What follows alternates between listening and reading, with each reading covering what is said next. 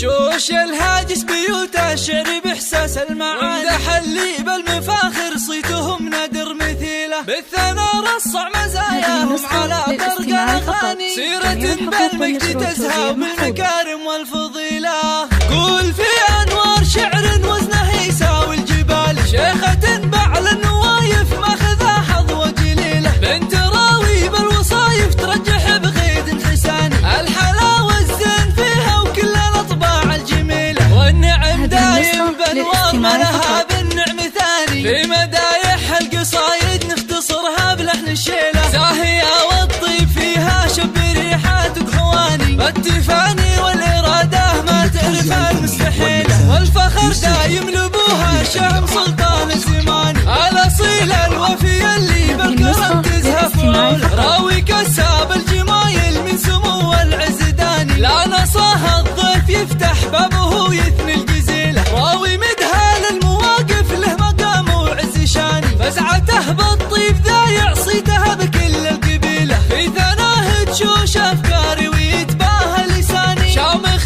فوق الثريا منزله محدا يطول، والوفا والفخر يزهى أمها ست الغواني، فاطمة تاج المعزة ذات الأوصاف النبيلة، بالخصال الحتمية والشكر والامتنان، زاهية بنت النشامة وبعوايدها أصيلة، فاطمة روح الغلا والطيب فيها شي ثاني، في سما العزة تضاوي بس أنا في كل ليلة، مصدر الفزعة تمضى الطيلة نبع الحنان، ما تكفيها القصايد وكتبناها جزيلة، في أنوار شعر وزنه يساوي الجبال، شيخات بعل النوايف ماخذة حظوة جليلة، بنت راوي بالوصايف ترجح بغيد حساني، الحلاوة الزين فيها وكل الأطباع الجميلة، والنعم دايم بأنوار ما لها بالنعم ثاني، في مدايح القصايد نختصرها بلحن شيلة.